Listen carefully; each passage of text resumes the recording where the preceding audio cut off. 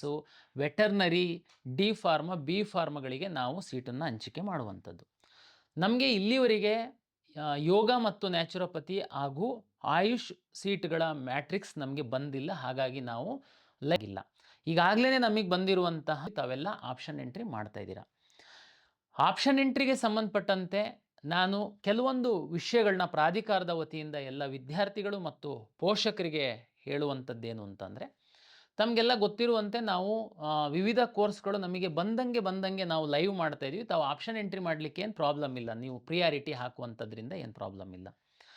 ಆರಂಭದಲ್ಲಿ ನಮ್ಮದು ಕೆಲವೊಂದು ತಾಂತ್ರಿಕ ತೊಂದರೆಗಳಾಗಿ ಸ್ವಲ್ಪ ಸ್ಲೋ ಆಗಿತ್ತು. ತಾವೆಲ್ಲ ಸಹಕರಿಸಿದ್ದೀರಾ, ಹಾಗಾಗಿ ತಮಗೆ ಅಭಿನಂದನೆಗಳು. ನಾವು ಅದನ್ನು ನಿರಂತರವಾಗಿ ಮಾನಿಟ್ರ್ ಮಾಡ್ತಾ ಇದ್ದೀವಿ. ಮುಂದಿನ ದಿನಗಳಲ್ಲಿ ಎಲ್ಲ ಸ್ಮೂತಾಗಿ ಹೋಗುವಂಥದ್ದಕ್ಕೆ ಬೇಕಾದಂಥ ಎಲ್ಲ ವ್ಯವಸ್ಥೆಯನ್ನು ನಾವು ಮಾಡಿಕೊಂಡಿದ್ದೀವಿ. ವಿಶೇಷವಾಗಿ ತುಂಬ ಈ ಮೆಡಿಕಲ್ಲು ಮತ್ತು ಡೆಂಟಲ್ಲು, ಆಯುಷಿಗೆ ಹೋಗುವಂತಹ ವಿದ್ಯಾರ್ಥಿಗಳು ಫಸ್ಟು ಆಪ್ಷನ್ ಎಂಟ್ರಿಗೆ ಇಂಜಿನಿಯರಿಂಗ್ ಮತ್ತು ಇತರೆ ಸಬ್ಜೆಕ್ಟ್ಗಳನ್ನ ಬಿಟ್ಟಿದ್ದಾರೆ. ಮೆಡಿಕಲ್ಲು ಯಾವಾಗ ಮಾಡ್ತಾರೆ, MCCದು ಫಸ್ಟ್ ರೌಂಡ್ ಆಗಬೇಕು, ಪ್ರಾಧಿಕಾರ MCCದು ಫಸ್ಟ್ ರೌಂಡ್ ಆಗೋದ್ರೊಳಗಡೆ ಟೈಮ್ ಟೇಬಲ್ ಕೊಟ್ಟಿದ್ದಾರೆ. ಇದೆಲ್ಲ ಗೊಂದಲಗಳು ತಮ್ಮ ಮುಂದೆ ಇದೆ. ಯಾರೂ ಚಿಂತೆ ಮಾಡಬೇಡಿ. MCCಗಿಂತನೂ ನಮಗೆ ಸಮಯ ಜಾಸ್ತಿ ಬೇಕಾಗುತ್ತೆ. ತಮಗೆಲ್ಲ ಗೊತ್ತಿರುವಂತೆ ನಾವು ಕಂಬೈನ್ಡ್ ಸೀಟ್ ಅಲಾಟ್ಮೆಂಟ್ ಮಾಡೋದ್ರಿಂದ ವಿದ್ಯಾರ್ಥಿಗಳ ಹಿತದೃಷ್ಟಿಯಿಂದ ನಾವು ಮಾಕ್ ಅಲಾಟ್ಮೆಂಟ್ ಅಂತ ಒಂದು ಮಾಡ್ತೀವಿ. ತಮಗಿರೋ ಸೀಟ್ಗಳಿಗೆ ನಾವು ಇಷ್ಟು ಮೀಸಲಾತಿಗಳಿಗೆ ಸಂಬಂಧಪಟ್ಟಂತೆ ಸೀಟು ಹಂಚಿಕೆ ಪ್ರಕ್ರಿಯೆ ಮಾಡಬೇಕಂತಂದರೆ ನಮಗೆ 2ರಿಂದ 3 ದಿವಸ ಬೇಕಾಗುತ್ತೆ. ಉದಾಹರಣೆಗೆ ಮಾಕ್ ಅಲಾಟ್ಮೆಂಟ್ ಪ್ರೋಸೆಸ್ಸಿಗೆ 3 ದಿನ ಸಮಯ ಬೇಕಾಗುತ್ತೆ. ನಂತರ ರಿಯಲ್ ಅಲಾಟ್ಮೆಂಟಿಗೆ 3 ದಿನ ಸಮಯ ಬೇಕಾಗುತ್ತೆ. ಹಾಗಾಗಿ ನಾವು MCC ಟೈಮ್ ಟೇಬಲ್ನೇ ಫಾಲೋ ಮಾಡುವಂಥದ್ದಾದರೂ ಸಹ ನಮಗೆ ಸಮಯ ಹೆಚ್ಚು ಬೇಕಾಗದಿರೋದ್ರಿಂದ ನಾವು ಈಗಾಗಲೇ ಆಪ್ಷನ್ ಎಂಟ್ರಿಗೆ ನಾವು ವಿದ್ಯಾರ್ಥಿಗಳಿದ್ದಾರೆ. ಒಂದು KCETಯನ್ನು ಬರೆದಿರುವಂಥವರು ಮತ್ತು ನೀಟನ್ನು ಬರೆದಿರುವಂಥವರು. ಕೆಲವರು ನೀಟನ್ನು ಮಾತ್ರ ಬರೆದಿರುವಂಥವರು, ನೀಟ್ ರ್ಯಾಂಕ್ ಆಧರಿಸಿ ಮಾತ್ರ ನಮ್ಮಲ್ಲಿ ಸೀಟನ್ನು ತೆಗೆದುಕೊಳ್ಳುವಂತಹ ವಿದ್ಯಾರ್ಥಿಗಳು. ಈಗ ನಾನು ಹೇಳುವಂಥದ್ದು, ಎರಡೂ ಕೆಟಗರಿಯ ವಿದ್ಯಾರ್ಥಿಗಳು ಆಪ್ಷನ್ ಎಂಟ್ರಿ ಆದರೆ ನೀಟ್ ಪರೀಕ್ಷೆಯನ್ನು ಸಹ ತಾವು ಏನಂತಂದರೆ ನೀವು ಬರೀ ನೀಟ್ ಬರೆದಿರೋ ಸ್ಟೂಡೆಂಟ್ಸು ನಿಮ್ಮ ನೀಟ್ ರೂಲ್ ನಂಬರ್ ಎನ್ರೋಲ್ಮೆಂಟ್ ಅಂತ ಮಾಡೋದಿರುತ್ತೆ. ಅದು ನಿಮ್ಮ ನೀಟ್ ರಿಸಲ್ಟ್ ಬಂದಮೇಲೆ, ನೀಟ್ ರಿಸಲ್ಟ್ಗಿಂತ ಮುಂಚೆ ಬಂದಮೇಲೆಲ್ಲ, ನೀಟ್ ರಿಸಲ್ಟ್ಗಿಂತ ಮುಂಚೆನೇ ಮಾಡೋದಿರುತ್ತೆ. ಅದು ಮಾಡಿದ್ಮೇಲೆ ನೀವು ಕೂಡ ಆಪ್ಷನ್ ಎಂಟ್ರಿ ಮಾಡಬೇಕಾಗುತ್ತೆ. ಆವಾಗಲೇ ಮಾತ್ರ ನಿಮಗೂ ಸೀಟ್ ಸಿಗೋವಂಥ ಚಾನ್ಸಸ್ ಇರುತ್ತೆ. KCET ಬರೆದಿರೋ ಸ್ಟೂಡೆಂಟ್ಸು KCET ಮತ್ತು ನೀವು ಕೂಡ ನೀಟ್ ರೂಲ್ ನಂಬರ್ ಆ್ಯಡ್ ಮಾಡಿದ್ದಾರೆ ಅಂದ್ಕೊಳ್ತೀನಿ. ಮಾಡಿಲ್ಲ ಅಂದರೂ ಮಾಡಬೇಕಾಗುತ್ತೆ. ವೀಡಿಯೋನ ಕಂಟಿನ್ಯೂ ಆಗಿ ನೋಡಿ. 20 ನಿಮಿಷ ಇಲ್ಲ 15 ನಿಮಿಷ ವೀಡಿಯೋ ಇದೆ. 15 ನಿಮಿಷ ವೀಡಿಯೋ ಇದೆ. ಕಂಟಿನ್ಯೂ ನೋಡಿ, ನಿಮಗೆ ಒಳ್ಳೆ ಇನ್ಫಾರ್ಮೇಷನ್ ಇರುತ್ತೆ, ನಾಲೆಜಬಲ್ ಇದೆ. ಕಾಲೇಜ್ ಅಣ್ಣ ಗೈಡ್ ಯೂಟ್ಯೂಬ್ ಚಾನಲ್ ಸಬ್ಸ್ಕ್ರೈಬ್ ಆಗಿ. ಬರ್ದಿದ್ದೀರಾ, ಆದರೆ ನಿಮ್ಮದು ಗೋಲು ನೀಟ್ ಮಾತ್ರ ಇದೆ. ಅಂದರೆ ನೀಟ್ ಆದರೂ ತುಂಬ ಕಾನ್ಫಿಡೆನ್ಸ್ ಇದೆ, ಕಳೆದ ವರ್ಷದ ರ್ಯಾಂಕ್ ಆಧಾರದ ಮೇಲೆ ನನಗೆ ಮೆಡಿಕಲ್ ಸೀಟ್ ಸಿಕ್ಕೇ ಸಿಗುತ್ತೆ, ನಾನು ಮೆಡಿಕಲ್ಲಿಗೇ ಹೋಗ್ತೀನಿ, ಹಾಗಾಗಿ ನಾನು ಯಾಕೆ ಬೇರೆ ಬೇರೆ ಸೀಟು ಆಪ್ಷನ್ ಎಂಟ್ರಿ ಮಾಡೋಣ, ಉದಾಹರಣೆಗೆ ಇಂಜಿನಿಯರಿಂಗು, ಫಾರ್ಮ್ ಸೈನ್ಸಸ್ಸು ಅನ್ನುವಂಥ ತುಂಬ ಕಾನ್ಫಿಡೆನ್ಸ್ ಇದ್ದರೆ ತಮಗೆ ದಯಮಾಡಿ ನೀವು ಮೆಡಿಕಲ್ಲೇ ಸೀಟ್ ಆಪ್ಷನ್ ಎಂಟ್ರಿ ಮಾಡಿ, ನೋ ಪ್ರಾಬ್ಲಮ್. ಕೆಲವು ವಿದ್ಯಾರ್ಥಿಗಳು ಫಸ್ಟು ಮೆಡಿಕಲ್ ನಂದು ಆಯ್ಕೆ ಇದೆ, ಒಂದು ವೇಳೆ ಮೆಡಿಕಲ್ ಸಿಕ್ಕಿಲ್ಲ ಅಂತಂದರೆ ಡೆಂಟಲ್ಲು ಸಿಕ್ಕಿಲ್ಲ ಅಂತಂದರೆ ಇನ್ಯಾವುದೋ ಇಂಜಿನಿಯರಿಂಗೋ, ಫಾರ್ಮ್ ಸೈನ್ಸೋ, ವೆಟರ್ನರಿ ಅಂತಿದೆ. ದಯಮಾಡಿ ನಾನು ಈ ವಿದ್ಯಾರ್ಥಿಗಳಿಗೆ ಹೇಳ್ತೀನಿ, ನೀವು ಎಲ್ಲ ಆಪ್ಷನನ್ನು ಎಂಟ್ರಿ ಮಾಡಿ. ಎಷ್ಟು ಆಪ್ಷನ್ ಎಂಟ್ರಿ ಮಾಡ್ಬೋದು, ಎಷ್ಟು ಬೇಕಾದರೂ ಆಪ್ಷನ್ ಎಂಟ್ರಿ ಮಾಡ್ಬೋದು, ಎಷ್ಟು ಕೋರ್ಸ್ಗಳಿಗೆ ಮಾಡಿಗಳೇ ದಯಮಾಡಿ ಅರ್ಥ ಮಾಡ್ಕೊಳ್ಳಿ. ನಿಮಗೆ ನಾವು ಯಾವುದೇನೇ ಇಷ್ಟೇ ಮಾಡಬೇಕು 10 ಮಾಡಿ 20 ಮಾಡಿ ಮೆಡಿಕಲ್ಲಿಗೆ ಆಗಿನ್ನಾದಾಗ ನೀವು ಯಾವ್ಯಾವುದರಲ್ಲಿ ರ್ಯಾಂಕನ್ನು ಹೊಂದಿರ್ತೀರಾ ಆ ಕೋರ್ಸ್ಗಳು ನಿಮಗೆ ಡಿಸ್ಪ್ಲೇ ಆಗುತ್ತೆ. ಹಾಗಾಗಿ ಅದೆಲ್ಲದಕ್ಕೆ ಯಾವ್ಯಾವುದು ನಿಮ್ಮ ಲಾಗಿನ್ನಲ್ಲಿ ಡಿಸ್ಪ್ಲೇ ಆಗುತ್ತೆ ಕೋರ್ಸ್ಗಳು, ಅದೆಲ್ಲದಕ್ಕೆ ಆಪ್ಷನ್ ಎಂಟ್ರಿ ಮಾಡುವಂಥದ್ದಕ್ಕೆ ನೀವು ಸ್ವತಂತ್ರರು. ತಾವು ಈಗ ಏನಾದ್ರೂ ಕೆಲವೇ ಆಪ್ಷನ್ ಹಾಕ್ಬಿಟ್ಟು ನಂತರ ಅದು ಸಿಕ್ಕಿಲ್ಲ ಅಂತಂದರೆ ಅಯ್ಯೋ ನಾನು ಆಪ್ಷನ್ ಹಾಕಬೇಕಾಗಿತ್ತು ಅನ್ನೋ ಗೊಂದಲಕ್ಕೆ ಬೀಳಬೇಡಿ. ನಾನು KCET ರಿಲೇಟೆಡ್ ಮತ್ತೆ ಆಪ್ಷನ್ ಹಾಕೋಕ್ಕೆ ಇನ್ನೂ ಟೈಮ್ ಇರುತ್ತೆ. ಮಾಕ್ ರಿಸಲ್ಟ್ ಬಂದಮೇಲೆ ನಿಮಗೆ ಒಂದು 3 ದಿವಸ ಟೈಮ್ ಇರುತ್ತೆ. ಆವಾಗ ಕೂಡ ಎಂಟ್ರಿ ಮಾಡ್ಕೊಳ್ಬೋದು. ಫಸ್ಟ್ ರೌಂಡ್ ಆದಮೇಲೆ ನಿಮಗೆ KCET ಕೋರ್ಸಸ್ ಹಾಕಕ್ಕೆ ಬರಲ್ಲ, ಬರೀ ನೀಟ್ ಕೋರ್ಸಸ್ ಹಾಕಬೇಕಾಗ್ತದೆ. ಸೊ ಅದಕ್ಕೋಸ್ಕರ ಅದನ್ನು ಥಿಂಕ್ ಮಾಡಿಬಿಟ್ಟು KCET ಕೋರ್ಸಸ್ ಏನೆಲ್ಲ ಇದೆ ನಿಮ್ಮ ಪ್ಲ್ಯಾನ್ ಬಿ, ಅದನ್ನು ಎಂಟ್ರಿ ಮಾಡಿ. ಏನು ಆಪ್ಷನ್ ಎಂಟ್ರಿಗಳನ್ನ ಮಾಡ್ತೀರಾ, ಮುಂದಿನ ರೌಂಡಲ್ಲಿ ಸಹ ಅದೇ ಆಪ್ಷನ್ಗಳು ಕಂಟಿನ್ಯೂ ಆಗುತ್ತೆ. ನೀವು ಡಿಲೀಟ್ ಮಾಡ್ಬೋದು, ರೀಅರೇಂಜ್ ಮಾಡ್ಬೋದು, ಬಟ್ ಹೊರಗಿಂದ ಒಂದು ಆಪ್ಷನನ್ನು ತೆಗೆದುಕೊಂಡು ಬರುವಂಥದ್ದಕ್ಕೆ ಅವಕಾಶಗಳಿರಲ್ಲ. ಈಗ ಎಲ್ಲಿವರೆಗೆ ಹಾಕ್ಬೋದು, ನಾವು ಲಾಸ್ಟ್ ಡೇಟ್ ಏನು ಕೊಡ್ತೀವಿ ನಿಮಗೆ, ಕಟ್ ಆಫ್ ಡೇಟನ್ನು. ಅಲ್ಲಿವರೆಗೆ ನೀವು ರೀಅರೇಂಜ್ ಮಾಡ್ಬೋದು, ಎಷ್ಟು ಸರಿನಾದರೂ ಲಾಗಿನ್ ಆಗ್ಬೋದು, ಸೇರಿಸ್ಬೋದು, ಡಿಲೀಟ್ ಮಾಡ್ಬೋದು, ಏನು ಬೇಕಾದ್ರೂ ಮಾಡ್ಬೋದು. ನೀವು ಲಾಸ್ಟ್ ಲಾಗಿನ್ ಆಗಿ ಏನು ಆಪ್ಷನ್ ಎಂಟ್ರಿಗಳನ್ನ ಮಾಡ್ತೀರಾ ಅದು ನಮ್ಮ ಸರ್ವರಲ್ಲಿ ಸೇವ್ ಆಗುತ್ತೆ. ಉದಾಹರಣೆಗೆ ಇವತ್ತು ನೀವು ಬರೀ ಇಂಜಿನಿಯರಿಂಗು, ಮೆಡಿಕಲ್ಲು ಎಲ್ಲ ಒಂದು 10 ಕಾಲೇಜ್ ಹಾಕಿದ್ದೀರಾ. ನಾಳೆ ನಿಮ್ಗನ್ಸುತ್ತೆ ಇಲ್ಲ 10 ಬೇಡ, ಇನ್ನೊಂದು 20 ಮಾಡೋಣ, ಇನ್ನೊಂದೆರಡು ಕೋರ್ಸ್ ಆ್ಯಡ್ ಮಾಡೋಣ. ನೋ ಪ್ರಾಬ್ಲಮ್, ನೀವು ಮಾಡಿ, ಅದು ಸೇವ್ ಆಗುತ್ತೆ. ನಂದು ಉದಾಹರಣೆಗೆ ಲಾಸ್ಟ್ ಡೇಟು ಯಾವುದೋ ಮುಂದೊಂದು ದಿವಸ ಇದೆ, 5ವರೆಗೆ ಆಪ್ಷನ್ ಎಂಟ್ರಿ ಲಾಸ್ಟ್ ಅಂತ ಹೇಳ್ತೀನಿ. ಅವತ್ತು ನೀವು 4 ಗಂಟೆಗೆ ಹೋಗ್ಬಿಟ್ಟು ಸ್ವಲ್ಪ ಮೇಲೆ ಕೆಳಗೆ ಮಾಡ್ತೀರಾ, ಒಂದು 25 ಆಪ್ಷನನ್ನು ಹೊರಗಡೆಯಿಂದ ತಗೊಂಡು ಬಂದು ಹಾಕ್ತೀರಾ. ಅಲ್ಲಿಗೆ ನೀವು ಸಬ್ಮಿಟ್ ಮಾಡಿಬಿಟ್ಟು ನೀವು ಒಂದು ಪ್ರಿಂಟೌಟ್ ತಗೊಂಡು ನೀವು ಎಕ್ಸಿಟ್ ಆಗ್ತೀರಾ. ನಂದು 5ವರೆಗೆ ಕ್ಲೋಸ್ ಆಗುತ್ತೆ, ಅದು ಸೇವ್ ಆಗುತ್ತೆ. ಅಂದರೆ ನೀವು ಈ ಹಂತಗಳಲ್ಲಿ ನೀವು ಎಷ್ಟೋ ಬದಲಾವಣೆ ಮಾಡಬಹುದು. ಆಪ್ಷನ್ ಎಂಟ್ರಿನ ಸಿಸ್ಟಮ್ ಮುಂದ್ಗಡೆ ಹೋಗಿ ಲಾಗಿನ್ ಆಗಿ ಆಪ್ಷನ್ ಎಂಟ್ರಿನ ಅಲ್ಲೇ ಹುಡುಕಿ ಯಾವ ಕೋರ್ಸು, ಯಾವ ಕಾಲೇಜು, ಯಾವ ಕೋಡು ದಯಮಾಡಿ ಮಾಡಕ್ಕೆ ಹೋಗಬೇಡಿ. ನಂದು ಕಳಕಳಿಯ ವಿನಂತಿ ಎಲ್ಲ ವಿದ್ಯಾರ್ಥಿಗಳಿಗೆ, ತಾವು ನಮ್ಮ ವೆಬ್ಸೈಟಲ್ಲಿ ಸೀಟ್ ಮ್ಯಾಟ್ರಿಕ್ಸ್ ಸರ್ ಹೇಳ್ತಾ ಇರೋದು ಮತ್ತೆ ಮಾಕ್ ರಿಸಲ್ಟ್ ಬಂದಮೇಲೆ ಆಪ್ಷನ್ ಎಂಟ್ರಿ ಆ್ಯಡ್ ಮಾಡಕ್ಕೆ ಬರುತ್ತೆ. ಸೊ ಅದ್ರ ಬಗ್ಗೆ ಹೇಳ್ತಾ ಇರೋದು ಕ್ಲಿಯರ್ ಆಗಿ ತಿಳ್ಕೊಳ್ಳಿ ಸರ್. ಆಪ್ಷನ್ ಎಂಟ್ರಿ ಕ್ಲೋಸ್ ಆಗಿದೆ ಸರ್ ಅಂತ ಪ್ಯಾನಿಕ್ ಆಗಕ್ಕೆ ಹೋಗಬೇಡಿ. ನಿಮ್ದೇನೋ ಒಂದು ಕ್ವಶನ್ಸ್ ಇದ್ದರೂ ಕಮೆಂಟ್ ಹಾಕಿ. ನೀವು 6th ಜುಲೈ ಆದಮೇಲೆ ಕೂಡ ಆಪ್ಷನ್ ಎಂಟ್ರಿ ಮಾಡಕ್ಕೆ ಬರುತ್ತೆ. ನಾವು PDF ಎಲ್ಲ ಪ್ರೊವೈಡ್ ಮಾಡಿದ್ದೀವಿ, ಮತ್ತು ವಾಟ್ಸಪ್ ಗ್ರೂಪಲ್ಲಿ ನಾನು PDF ಹಾಕಿರ್ತೀನಿ, ಅದನ್ನು ಯೂಸ್ ಮಾಡ್ಕೊಂಡ್ಬಿಟ್ಟು ಇನ್ನೊಮ್ಮೆ ಆಪ್ಷನ್ ಎಂಟ್ರಿನ ಮಾಡ್ಕೊಂಡಿರಿ. ಹಾಕಿದ್ದೀವಿ. ಯಾವ್ಯಾವ ಕಾಲೇಜಲ್ಲಿ ಏನೇನು ಸೀಟ್ಗಳಿದೆ, ಆ ಸೀಟ್ಗಳು ಯಾವ್ಯಾವ ಒಂದು ಮೀಸಲಾತಿಗೆ ಅನ್ವಯ ಇದೆ ಅನ್ನುವಂಥ ಎಲ್ಲ ಡೀಟೇಲ್ಸ್ ಇದೆ. ಕಳೆದ ವರ್ಷದ್ದು ಏನು ಕಟ್ ಆಫ್ ಇತ್ತು 3 ರೌಂಡಲ್ಲಿ ಅನ್ನುವಂಥದ್ದು ಸಹ ನಮ್ಮ ವೆಬ್ಸೈಟಲ್ಲಿದೆ. ವಿದ್ಯಾರ್ಥಿಗಳಿಗೆ ಏನು ವಿನಂತಿ ಮಾಡ್ತೀನಿ ಅಂತಂದರೆ, ತಾವು ಲಾಗಿನ್ ಆಗಿ ಆಪ್ಷನ್ ಎಂಟ್ರಿ ಶುರು ಮಾಡುವಂಥದ್ದಕ್ಕಿಂತ ಮೊದಲು ನಮ್ಮ ವೆಬ್ಸೈಟ್ ಓಪನ್ ಮಾಡಿ ಇಲ್ಲೇನೇ ಸೆಟ್ ಮಾಡಿ, ಓಕೆ ಈ ಮೆಡಿಕಲ್ ಕಾಲೇಜು ಇದು ಆಪ್ಷನ್ ಎಂಟ್ರಿ ಮುಗಿದ್ಬಿಡುತ್ತೆ. ಈಗೇನು ಕೆಲವು ವಿದ್ಯಾರ್ಥಿಗಳು ಲಾಗಿನ್ ಆಗಿ ಅಲ್ಲೇ ಹುಡ್ಕೋದು, ಅದು ಎಲ್ಲಿ ಬಂತು ಇದಾಗುತ್ತೆ. ತಮ್ಗೆ ಗೊತ್ತು ಆಪ್ಷನ್ ಎಂಟ್ರಿ ಮಾಡೋದು ಅಷ್ಟು ಸರಳವಾದ ಕೆಲಸ ಅಲ್ಲ, ತುಂಬ ಟೆನ್ಷನ್ ಕೆಲಸ ಇದೆ ಅದು. ಆದರೆ ಹೋಮ್ವರ್ಕ್ ಯಾರು ಮಾಡ್ಕೊಂಡಿರ್ತೀರಾ ತಮಗೆ ತುಂಬ ಈಸಿ ಆಗುತ್ತೆ. ಅದಕ್ಕೆ ನಾನು ಹೇಳ್ತಿರೋದು, ನೀವೇನು ಗಡಿಬಿಡಿ ಮಾಡುವಂಥ ಅಗತ್ಯ ಇಲ್ಲ, ಸಾಕಷ್ಟು ಸಮಯವನ್ನು ನಾವು ಕೊಡ್ತೀವಿ. ತಾವು ಹೋಮ್ವರ್ಕ್ ಮಾಡ್ಕೊಳ್ಳಿ ಎಲ್ಲ ಕೋರ್ಸಿಗೆ, ನಂತರ ತಾವು ಆಪ್ಷನ್ ಎಂಟ್ರಿ ಮಾಡುವಂಥದ್ದಕ್ಕೆ ಕ್ರಮವಹಿಸಿ ಅಂತನ್ನುವಂಥದ್ದು ನನ್ನ ವಿನಂತಿ. ನನಗೆ ಯಾರೋ ಹೇಳ್ತಾ ಇದ್ರು, ಮೆಡಿಕಲಲ್ಲಿ ನಮಗೆ ಇನ್ನೂ ಒಂಚೂರು ಒಳ್ಳೆ ಕಾಲೇಜ್ ಸಿಕ್ತಿತ್ತು, ನಾವು ಯಾರಿಗೋ ಆಪ್ಷನ್ ಎಂಟ್ರಿ ಮಾಡೋದಕ್ಕೆ ಕೊಟ್ಬಿಟ್ಟಿದ್ವಿ, ಅವರು ನಮಗೆ ಸ್ವಲ್ಪ ಮೇಲೆ ಕೆಳಗೆ ಇದು ಮಾಡಿ ಮೋಸ ಆಗಿಬಿಡ್ತು, ನಮ್ಮ ರ್ಯಾಂಕಿಂತನೂ ಒಳ್ಳೆ ರ್ಯಾಂಕಿಗೆ ಬೇರೆ ಕಾಲೇಜು ಸಿಕ್ಕಿತ್ತು, ನಮಗೆ ನಾವು ಅದು ಹಾಕೋಕ್ಕಾಗಿಲ್ಲ. ದಯಮಾಡಿ ನೀವು ನಮ್ಮ ವೆಬ್ಸೈಟ್ ಓದಿ, ನಾವು ಟೈಮ್ ಟು ಟೈಮ್ ಹಾಕ್ತಾಯಿದ್ದೀವಿ. ಈಗ ಮೆಡಿಕಲ್ ಆಸ್ಪಿರೆಂಟ್ಸಿಗೆ ನಾನು ಹೇಳುವಂಥದ್ದು ತಮಗೆಲ್ಲ ಗೊತ್ತಿದೆ, ಈಗಾಗಲೇ ನಾವು ಸಾಕಷ್ಟು ಬಾರಿ ಈ ವಿಷಯವನ್ನು ತಮಗೆ ಕಮ್ಯುನಿಕೇಟ್. ಕೆಲವು ಪ್ರೈವೇಟ್ ಯೂನಿವರ್ಸಿಟಿ ಒಂದು ಸಣ್ಣ ನಂಬರಿನ ಸೀಟನ್ನು ಕೊಡ್ತಾರೆ, ಇವ್ರದ್ದು ಎಲ್ಲ ಫೀಸು ಬೇರೆ ಬೇರೆ ಇದೆ. ಸರ್ಕಾರಿ ಕಾಲೇಜ್ ಅಂದರೆ ಗೊತ್ತು ತಮಗೆ, ಒಂದೇ ಕೆಟಗರಿ ಸೀಟ್ಸ್ ಇರುತ್ತೆ. ಪ್ರೈವೇಟ್ ಕಾಲೇಜಿಗೆ ಬಂದಾಗ ತಮಗೆ 5 ಕೆಟಗರಿ ಸೀಟ್ಗಳು ಬರುತ್ತೆ, ಸರ್ಕಾರಿ ಸೀಟ್ಗಳು ಬರುತ್ತೆ, ಮತ್ತು ಓಪನ್ ಸೀಟ್ ಅಂದರೆ 40%ಅಲ್ಲಿ ರೇಷಿಯೋ ಇದೆ. ತಾವು ಅದನ್ನು ನೋಡಿ, ನಾನು ಇಲ್ಲಿ ಡಿಟೈಲಾಗಿ ಹೇಳಲಿಕ್ಕೆ ಹೋಗಲ್ಲ. ಪೇರೆಂಟ್ಸು ತಮ್ಮ ಫೈನಾನ್ಷಿಯಲ್ ಕಂಡೀಷನ್ ಆಧರಿಸಿ, ಉದಾಹರಣೆಗೆ ಸರ್ಕಾರಿ ಸೀಟು ಕಳೆದ ವರ್ಷ ತಮ್ಮ ರ್ಯಾಂಕಲ್ಲಿ ಸಿಕ್ಕಿರಲಿಲ್ಲ, ಸರ್ಕಾರಿ ಕಾಲೇಜಿನಲ್ಲಿ ಯಾವುದೂ ಸೀಟು ತಮ್ಮ ಮಗುಗೆ ರ್ಯಾಂಕಲ್ಲಿ. ಪ್ರೈವೇಟ್ ಕಾಲೇಜಲ್ಲಿ 12.5 ಲಕ್ಷ ಹೈಯರ್ ಫೀಸಿನ ಸೀಟು ಸಿಕ್ಕಿತ್ತು, ಓಕೆ ನಾನು ಅದು ಮಾತ್ರ ಹಾಕ್ಬಿಡ್ತೀನಿ. ನೀವು ಅದು ಸಂತೋಷ, ನಿಮಗೆ ಅಷ್ಟೊಂದು ನಾಲೆಡ್ಜ್ ಇದ್ದು ಸಿಕ್ಕದೇ ಇಲ್ಲ ಅಂತ ಅದು ಹಾಕ್ತೀರಾ, ನಂದೇನು ಆಕ್ಷೇಪ ಇಲ್ಲ.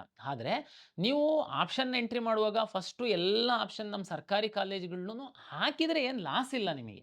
ನಾವೇನು ನಿಮಗೆ ಕಳೆದ ವರ್ಷ ಸಿಕ್ಕಿಲ್ಲ, ಈ ವರ್ಷ ಸಿಗದೇ ಇಲ್ಲ ನಿಮಗೆ ಅಂತ ನಾನೇನು ಹೇಳ್ತಾ ಇಲ್ಲ. ತಾವು ಆಪ್ಷನ್ ಎಂಟ್ರಿ ಮಾಡೋದಕ್ಕೆ ಲಿಮಿಟ್ ಇಲ್ಲ ಅಂತಂದಮೇಲೆ ತಾವು ಅದು ಎಕ್ಸ್ಪ್ಲೋರ್ ಮಾಡಿ ಎನ್ನುವಂಥದ್ದು ನನ್ನ ವಿನಂತಿ. ಆಮೇಲೆ ನನಗೆ ಕಳೆದ ವರ್ಷ ಸಿಕ್ಕಿರೋ ಕೆಲವೇ ಆಪ್ಷನನ್ನು ಹಾಕ್ತೀನಿ, ಯಾಕೆಂದರೆ ಸುಮ್ಮನೆ ಅದೇ ಸಿಕ್ಬಿಡುತ್ತೆ ನನಗೆ, ಅದು ನೀವು ಕನ್ಕ್ಲೂಷನಿಗೆ ಬರೋದಕ್ಕೆ ಹೋಗಬೇಡಿ ದಯಮಾಡಿ. ಯಾಕೆಂದರೆ ಪ್ರತಿ ವರ್ಷ ರ್ಯಾಂಕು ಬೇರೆ ಆಗಿಬಿಡುತ್ತೆ, ಮಾರ್ಕ್ಸ್ ಬೇರೆ ಆಗುತ್ತೆ. ರಿಸರ್ವೇಷನ್ಸ್ ಇರುವಂಥ ವಿದ್ಯಾರ್ಥಿಗಳು ನಿಮ್ಮ ಮಗುಗಿಂತ ಮೇಲ್ಗಡೆ ಎಷ್ಟಿರ್ತಾರೆ ಅಂತನ್ನುವಂಥದ್ದು ಗೊತ್ತಿರಲ್ಲ. ಹಾಗಾಗಿ ಆಪ್ಷನ್ಸ್ ಎಂಟ್ರಿ ಮಾಡುವಾಗ ತಾವು ಮ್ಯಾಕ್ಸಿಮಮ್ ಆಪ್ಷನ್ ಎಂಟ್ರಿ ಮಾಡಿ ಎನ್ನುವಂಥದ್ದು ನನ್ನ ವಿನಂತಿ. ಮಾಕ್ ರಿಸಲ್ಟ್, ಮಾಕ್ ಅಂತ ತಾವು ಸಾಕಷ್ಟು ಕೇಳಿರ್ತೀರ.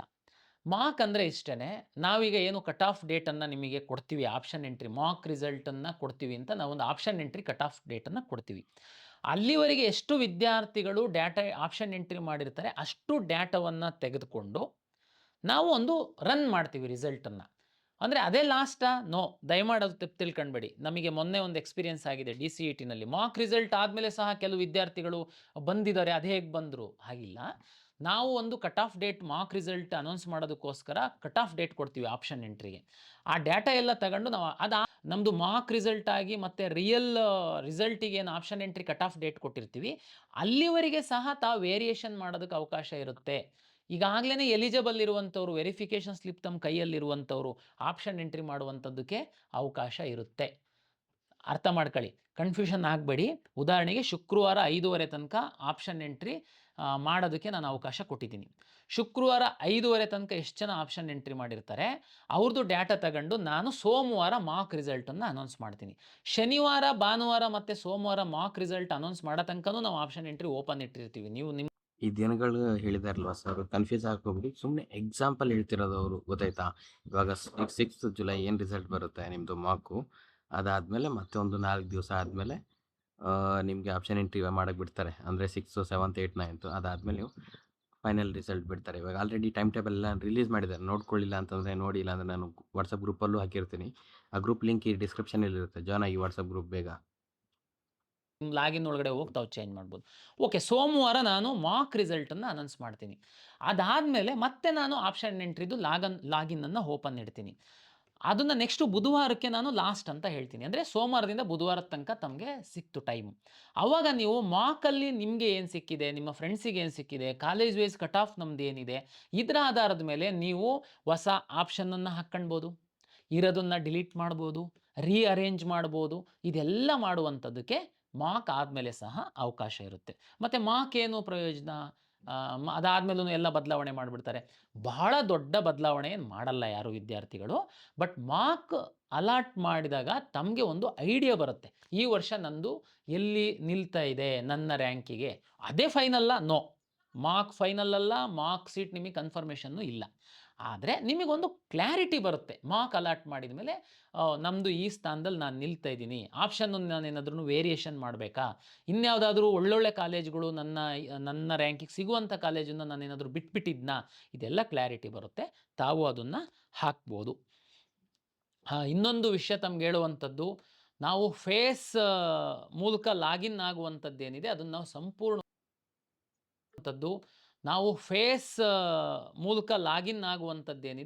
ಸಂಪೂರ್ಣವಾಗಿ ತೆಗೆದಿಲ್ಲ.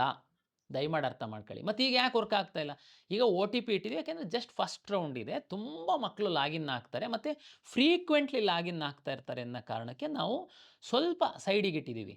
OTP ಮಾತ್ರ ಇಟ್ಟಿದ್ದೀವಿ. ಹಂಗಂತೇಳಿ ನೀವು ಈ OTPನ ಯಾರೋ ಒಂದು ಥರ್ಡ್ ಪಾರ್ಟಿಗೆ ಕೊಟ್ಟು ನೀವು ಸುಮ್ಮನೆ ಆರಾಮಾಗಿ ಕುತ್ಕೊಂಡ್ಬಿಟ್ಟು ನಾಳೆ ಏನಾದ್ರೂ ಅವನು ಹೆಚ್ಚು ಕಡಿಮೆ ಮಾಡ್ದ ಅಂತಂದರೆ ನೀವು OTP ಯಾರು ಅಪ್ಲಿಕೆಂಟ್ ಇದ್ದೀರಾ ನೀವು ರೆಸ್ಪಾನ್ಸಿಬಲ್ ಆಗ್ತೀರಾ. ದಯಮಾಡಿ ಅರ್ಥ ಮಾಡ್ಕೊಳ್ಳಿ.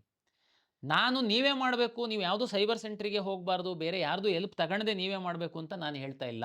ಆದರೆ ನೀವು ಹೋಮ್ವರ್ಕ್ ಮಾಡ್ಕೊಂಡು ನೀವು ಸೈಬರ್ ಸೆಂಟ್ರಿಗೆ ಹೋಗಿ ನಿಮ್ಮ ಫ್ರೆಂಡ್ಸ್ ಕಂಪ್ಯೂಟರ್ ಮುಂದ್ಗಡೆ ಕೂತ್ಕೊಳ್ಳಿ, ಯಾರ ಹತ್ರನಾದರೂ ಕೂರಿ, ನಂದು ಆಕ್ಷೇಪ ಇಲ್ಲ.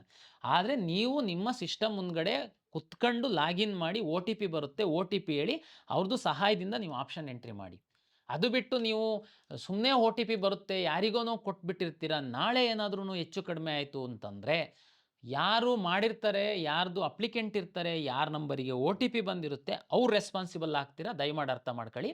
ಹಾಗಾಗಿ ಇದೊಂದು ಜಾಗೃತಿಯಿಂದ ನಿಮ್ಮ OTP ಶೇರ್ ಮಾಡುವಂಥದ್ದನ್ನು ಮಾಡಬೇಕಾಗುತ್ತೆ. ಹಾಗಾಗಿ ನಿಮ್ಮ ಸಮಕ್ಷಮ ಲಾಗಿನ್ ಆಗಿ ಯಾರು ಕಂಪ್ಯೂಟರ್ ಸೆಂಟ್ರಲ್ಲೆಲ್ಲ ಆಪ್ಷನ್ ಎಂಟ್ರಿ ಮಾಡೋಕ್ಕೆ ಕೇಳಿದ್ದೀರಾ, ನಿಮ್ಮ ಏನಂತಂದರೆ PDF ನೋಡ್ಕೊಳ್ಳಿ. Okay, option entry PDF. ಏನಕ್ಕಂದರೆ ಕಂಪ್ಯೂಟರ್ ಸೆಂಟರ್ ಅವರಿಗೆ ಸ್ವಲ್ಪ ಕಾಲೇಜಸ್ ಅಷ್ಟೇ ಗೊತ್ತಿರುತ್ತೆ, ಅದಷ್ಟೇ ಆ್ಯಡ್ ಮಾಡಿರ್ತಾರೆ. ಅವರಿಗೆ ಟಾಪ್ 10 ಕಾಲೇಜಸ್ ಅಂತ ಯಾವ್ದು ನೆನಪಿರುತ್ತೆ ಅಂತಂದರೆ ಹಿಂದೆ ಒಂದು 10 ವರ್ಷ 15 ವರ್ಷದಷ್ಟೇ ಅವರು ಟಾಪ್ 10 ಅಂತ ಅಂದ್ಕೊಂಡಿರ್ತಾರೆ. ಇವಾಗೆಲ್ಲ ಚೇಂಜಸ್ ಆಗಿರುತ್ತೆ, ಇಲ್ಲ ಸ್ವಲ್ಪ ಇಂಜಿನಿಯರಿಂಗ್ ಕಾಲೇಜಸ್ ಎಲ್ಲ ಆ್ಯಡ್ ಆಗಿರುತ್ತೆ. ಅವ್ರ ಲೋಕಲ್ ಕಾಲೇಜಸ್ ಜಾಸ್ತಿ ಆ್ಯಡ್ ಮಾಡೋಕ್ಕೆ ನೋಡ್ತಾರೆ. ಸೊ ಅದಕ್ಕೋಸ್ಕರ ನೀವೇನಂತಂದರೆ ನಿಮ್ಗೆ ಇಷ್ಟ ಇರೋ ಕಾಲೇಜಸ್ ಲಿಸ್ಟ್ ಅವ್ರಿಗೆ ಕೊಟ್ಬಿಟ್ಟು ಆಪ್ಷನ್ ಎಂಟ್ರಿ ಮಾಡೋಕ್ಕೆ ಹೇಳಿ, ನಿಮ್ಗೆ ಗೊತ್ತಾಗಲಿಲ್ಲ ಅಂತ. ಮತ್ತು ಪೇಯ್ಡ್ ಕೌನ್ಸಿಲಿಂಗ್ ಯಾರು ಮಾಡಿರ್ತಾರೆ ಆಲ್ಮೋಸ್ಟ್ ಎಲ್ಲನೂ ಕರೆಕ್ಟ್ ಮಾಡಿರ್ತಾರೆ. ಏನಕ್ಕಂದರೆ ಅವ್ರು ಅನಾಲಿಸಿಸ್ ಮಾಡಿಬಿಟ್ಟು ಆದರೂ ಅವ್ರ ಹತ್ರನೂ ನಿಮ್ಮ PDFನ ತೊಗೊಂಡ್ಬಿಟ್ಟು ಒಂದು ಸಲ ಚೆಕ್ ಮಾಡ್ಕೊಳ್ಳಿ. ಏನೇ ಚೇಂಜಸ್ ಇದ್ದರೂ ಮಾರ್ಕ್ ಅಲಾಟ್ಮೆಂಟ್ ಆದಮೇಲೆ ಚೇಂಜಸ್ ಮಾಡೋಕ್ಕೆ ಹೇಳಿ. ಆಪ್ಷನ್ ಎಂಟ್ರಿ ಮಾಡುವಂಥದ್ದು ತುಂಬ ಸೂಕ್ತ ಅನ್ನುವಂಥದ್ದು ನನ್ನ ಒಂದು ವಿನಂತಿ ವಿದ್ಯಾರ್ಥಿಗಳಿಗೆ. ಕೆಲವು ವಿದ್ಯಾರ್ಥಿಗಳು ಲಾಗಿನ್ ಆದರೆ ನಿಮ್ಮದು ಓಪನ್ ಆಗ್ತಾ ಇಲ್ಲ, ಲಾಗಿನ್ನು ಓಪನ್ ಆಗ್ತಾ ಇಲ್ಲ, ಇದು ಸರಿಯಾದ ಅಪ್ಲಿಕೆಂಟ್ ಅಲ್ಲ ಅಂತ ಬರ್ತಾ ಇದೆ ಅಂತೇಳಿ. ನೋಡಿ, ದಯಮಾಡಿ ವಿದ್ಯಾರ್ಥಿಗಳು, ನಾನು ಆರಂಭದಿಂದ ಹೇಳ್ತಾ ಇದ್ದೀನಿ, ನೀವು ವಿವಿಧ ಕ್ಲೈಮ್ ಮಾಡಿದ್ದೀರಾ, ನಿಮ್ಮ ಅಪ್ಲಿಕೇಶನ್ನಲ್ಲಿ ಲಾಸ್ಟ್ ಪೇಜ್ ಕ್ಲೈಮ್ ಡೌನ್ಲೋಡ್ ಆಗಿರುತ್ತೆ. ಈಗ್ಲೂ ಪುಣ್ಯಾತುಮ್ರು ನಮಗೆ ಇಲ್ಲಿ ಬರ್ತಾ ಇದ್ದಾರೆ, ಫೋನ್ ಮಾಡ್ತಾ ಇದ್ದಾರೆ, ನಂದು ಓಪನ್ ಆಗ್ತಾ ಇಲ್ಲ. ಚೆಕ್ ಮಾಡಿ ನೋಡ್ತು ಅಂತಂದರೆ ಅವ್ರ ಅಪ್ಲಿಕೇಶನ್ನ ಲಾಸ್ಟ್ ಪೇಜಲ್ಲಿ ಸ್ಟಿಲ್ ನಾಟ್ ವೆರಿಫೈಡ್ ಇದೆ. ಇನ್ನೆಷ್ಟು ಎಜುಕೇಟ್ ಮಾಡಬೇಕು ನಾವು? ಮತ್ತೆ ಹೇಳುವಂಥದ್ದು ಸರ್ವರ್ ಸರಿ ಇಲ್ಲ, ವರ್ಕ್ ಆಗ್ತಾ ಇಲ್ಲ KEಯದ್ದು ಅಂತೇಳಿ. ದಯಮಾಡಿ ಈ ಥರ ತಮಗೇನಾದ್ರೂ ಕ್ರೆಡೆನ್ಷಿಯಲ್ ರಾಂಗ್ ಅಂತ ಈ ಥರದ್ದೇನಾದ್ರು ಎರರ್ ಬಂದರೆ ದಯಮಾಡಿ ತಮ್ಮ ಅಪ್ಲಿಕೇಶನನ್ನು ಲಾಸ್ಟ್ ಪೇಜನ್ನು ನೋಡಿ. ಕ್ಲೈಮ್ಡ್ ನಾಟ್ ವೆರಿಫೈಡ್ ಇತ್ತು ಅಂತಂದರೆ ನಿಮ್ಮದು ಓಪನ್ ಆಗಲ್ಲ. ಈಗಾಗಲೇ ತುಂಬ ಜನ ಅಂತ ಬಂದವರು ಬಂದು ವೆರಿಫೈ ಮಾಡಿದ್ದಾರೆ. ಆ್ಯಕ್ಚುಲಿ ಆಪ್ಷನ್ ಎಂಟ್ರಿ ಶುರು ಮಾಡಿದ ಮೇಲೆ ನಾವು ಯಾರಿಗೆ ಆ ಕೆಲಸನ ಮಾಡಬಾರ್ದು, ವೆರಿಫೈ ಮಾಡಬಾರ್ದು. ಬಟ್ ಸ್ಟಿಲ್ ಗ್ರಾಮೀಣ ಪ್ರದೇಶದ ವಿದ್ಯಾರ್ಥಿಗಳಿಗೆ ತೊಂದರೆ ಆಗಬಾರ್ದು ಅಂತ ನಾವು ನಿರಂತರವಾಗಿ ಮಾಡ್ತಾ ಇದ್ದೀವಿ. ಅದು ನಮಗೆ ನಿಜವಾಗೂ ಕಷ್ಟದ ಕೆಲಸ. ಯಾಕೆ ಅಂತಂದರೆ ನಿಮ್ಮದು ವೆರಿಫೈ ಆಗಬೇಕು, ನಂತರ ಆ ಡೇಟಾವನ್ನು ನಾವು ಆಪ್ಷನ್ ಎಂಟ್ರಿಗೆ ಪುಷ್ ಮಾಡಬೇಕು. ತಾಂತ್ರಿಕವಾಗಿ ತುಂಬ ದೊಡ್ಡ ಕೆಲಸ ಇದೆ. ಲಕ್ಷಾಂತರ ವಿದ್ಯಾರ್ಥಿಗಳು ಭಾಗವಹಿಸ್ತಾ ಇದ್ದಾರೆ. ಆದ್ರೂ ನಾವು ಅದನ್ನು ಫೆಸಿಲಿಟೇಟ್ ಮಾಡ್ತಾ ಇದ್ದೀವಿ. ಹಾಗಾಗಿ ಇಲ್ಲಿವರೆಗೆ ಸ್ಮೂತಾಗಿ ಆಗಿದೆ. ಸಂತೋಷ. ಅಂತಿಮ ಸ್ಟೇಜಲ್ಲಿದ್ದೀರಾ. ತುಂಬ ವಿದ್ಯಾರ್ಥಿಗಳು ಇಲ್ಲಿವರೆಗೆ ತುಂಬ ಜೋಶಲ್ಲಿದ್ದು ಅಂತಿಮ ಹಂತಗಳಲ್ಲಿ ನೀವು ಸರಿಯಾದ ಆಪ್ಷನ್ ಎಂಟ್ರಿ ಮಾಡದೆ, ಸರಿಯಾಗಿ ಸ್ಟಡಿ ಮಾಡದೆ, ಒಳ್ಳೆ ಸೀಟ್ ಸಿಗುವಂಥ ಸಂದರ್ಭದಲ್ಲಿ ಮಿಸ್ ಆಗುವಂಥದ್ದು ಸಾಧ್ಯತೆಗಳು ಆಗಬಾರ್ದು.